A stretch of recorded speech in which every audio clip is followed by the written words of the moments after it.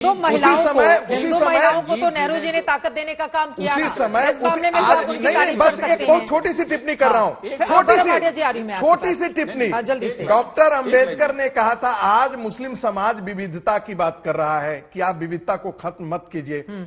उसी समय डॉक्टर अंबेडकर ने कहा था कि ये जो आपने सरिया लॉ लाया है ये तो कोडिफाइड 1937 में हुआ है। आप जो मुस्लिम जो है वो महाराष्ट्र के जो मुस्लिम प्रैक्टिस करते हैं, जो बिहार और उत्तर प्रदेश के मुस्लिम प्रैक्टिस करते हैं, जो केरला के मुस्लिम प्रैक्टिस करते हैं, उन सबको आपने एक ही खांचे में डाल दिया है। तो विविधता तो आप यदि मुस्लिम पर्सनल लॉ आप ला रहे हैं तो इसमें आप विविधता तो खुद ही खत्म कर रहे हैं। लेकिन इसमें भी तो विविधता की बात कही गई है ना। देखिए अलग दक्षिण भारत में वहां पर क्या है, सगी भांजी से मामा शादी कर सकता है। बिल्कुल। उत्तर भारत में लागू नहीं होता है। तो ये जो परंपराएं सालों से चली आ रही है उसको कैसे तोड़ेंगे?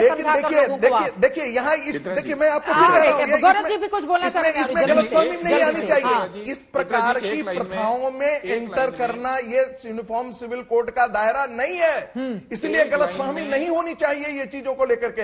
ये इस पर नहीं ये कर रहा है ये जो यूनिफॉर्म सिविल कोड है ऐसी मान्यताओं के पीछे नहीं जा रहा है। मैं आपको फिर बता रहा हूं, आप शादी एक करें, आप जो है एडॉप्शन का रूल एक होगा, एडॉप्शन का रूल में महिला पुरुष सब पर बराबर का लागू होगा। रिचुअल्स और जो आपकी जल्दी से 2 लाइन में गौरव जी कुछ बोलना चाह रहे हैं और शोएब जी संगीत जी को मैं न्योता देता हूं, आप अगले किसी शो में जो हिंदू महासभा आरएसएस ने पर्चे बांटे थे 1952 के चुनाव में इस इशू पे, वो मैं दिखाना चाहूंगा कि किस तरह से आप लोग विधवा रीमैरिज के खिलाफ थे, किस तरह से आप तलाक के अधिकार के महिलाओं के खिलाफ थे, आप महिलाओं को उत्तराधिकार के खिलाफ थे, आप बहु विवाह के पक्ष में थे। ये आपके उस समय के चुनावी पर्चे छपे हुए हैं, करते हैं आर्काइव का हिस्सा है। जिसके राम आदर्श हो वो बहु विवाह।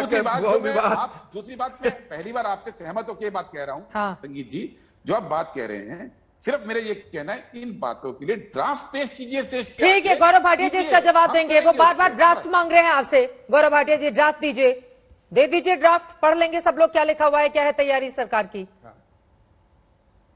चित्रा जी अब देखिए कितने दोहरे मापदंड हैं।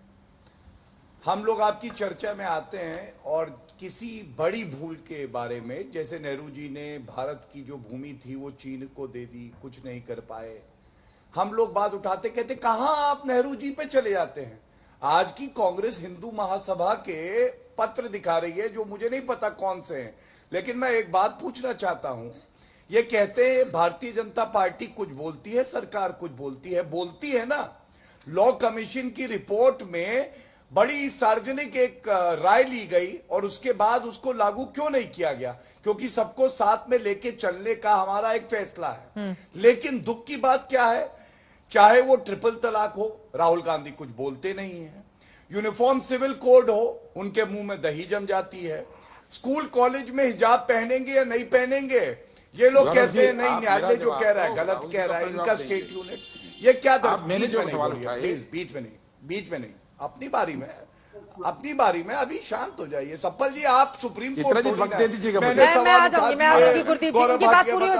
जो सवाल पूछ रहे हैं प्लीज, अच्छा नहीं लगता।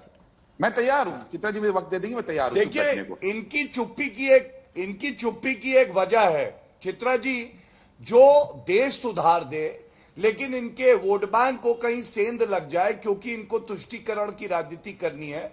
तो सबसे आसान राजनीति क्या है कि उस पर कुछ मत बोलो, चुपचाप बैठे रहो, चाहे जितना भी खराब जो है देश का हो जाए। आपने एक बात और उठाई चित्रा जी, आपने कहा all India Muslim personal law board. अरे all India Muslim personal law board हमारे संविधान के सामने क्या है?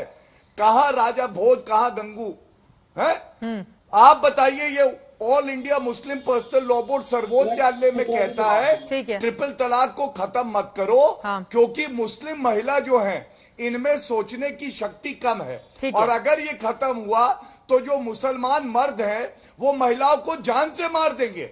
ऐसी संस्था की क्या जरूरत है भारत में जो महिलाओं को कम समझती है? और संविधान एक अधिकार महिलाओं को देना चाहता है और ये धर्म के चश्मे से उसे खींचना चाहता है।